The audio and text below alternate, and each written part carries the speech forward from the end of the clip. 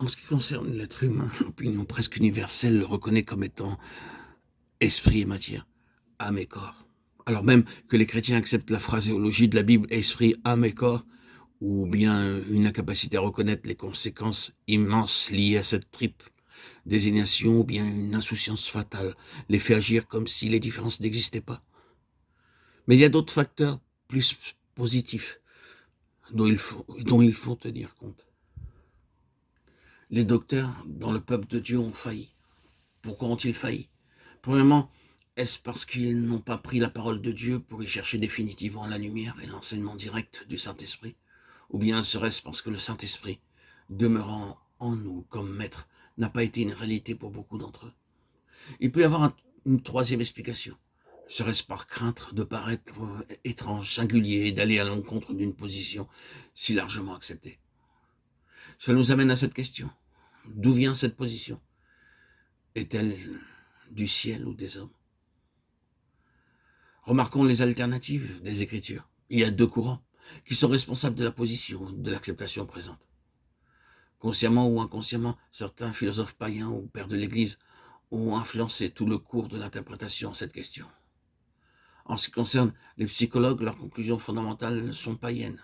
Ce sont Platon et Aristote qui ont posé les fondations.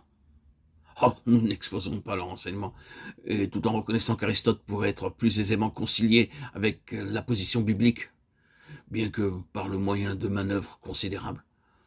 Nous aimerions cependant insister sur le fait qu'aucun d'eux n'avait la Bible entre les mains, ni ne connaissait rien d'une expérience fondamentale du Saint-Esprit, par laquelle l'homme intérieur est renouvelé, éclairé. Il ne possédait que la lumière de la raison naturelle, de la sagesse de ce monde, qui ne peut être efficace que dans son propre domaine. Ensuite vinrent les pères de l'Église, Augustin et les autres. Ceux-ci, à leur tour, flirtèrent avec l'enseignement de ces mêmes philosophes païens et subirent leur influence. Oh, si nous pouvions accepter l'infaillibilité de ces pères à l'égard de quelques autres questions plus évidentes, nous pourrions modifier notre attitude à l'égard de leur position sur cette question moins frappante. Mais nous ne le pouvons pas. Les pères de l'Église auraient été sages s'ils étaient restés libres de toute alliance embarrassante avec le platonisme qui semblait au premier abord offrir de tels avantages. Maintenant, la position est celle-ci. Pour être un docteur dans le peuple de Dieu, il est nécessaire de posséder une compréhension de l'homme, de savoir ce qu'il est et quel est son but. C'est pour acquérir cette connaissance que l'on a eu recours, soit dans les écoles, soit dans les études privées, aux œuvres des psychologues. Toutes ces œuvres sont édifiées sur la fondation païenne dont nous venons de parler. Les choses ont naturellement fait un long chemin depuis les jours de Platon. Et il y a, à côté de ces pionniers, tout un monde de recherche et d'expérimentation. Mais toujours la formule fondamentale reste la même. L'homme est une dualité, esprit et matière, âme et corps.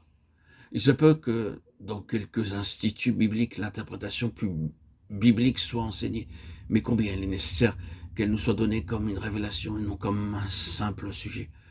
Le fait que cette question n'ait pas été reconnue avec ses conséquences si grandes et si importantes nous semble être une honte douloureuse.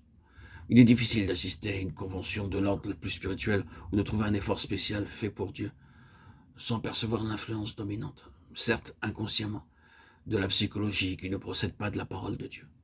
Oh, que de choses immenses se produiraient, quoique invisibles peut-être, ce qui serait plus sûr, si les influences étaient spirituelles plutôt que psychiques.